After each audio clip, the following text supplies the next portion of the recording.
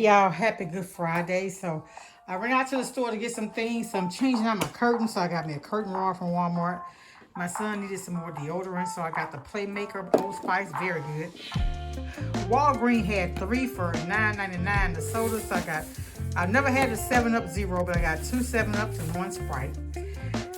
For Easter, I'm doing dressing. So when I do dressing, I also have a ham, but I like poultry with mine. So I got 2 chickens. I'm going to only use 1.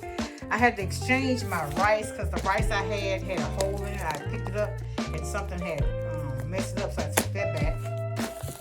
I had to taste some Danish. I've never had this brand cinnamon rolls, but I wanted to try it. I got some apple cider vinegar. I got me 2 things of collard greens. And I got my lettuce and my bell pepper in there. I never really cook collards. I got mustards too, so I'm doing mustard and collards. Not together because I like mine separate.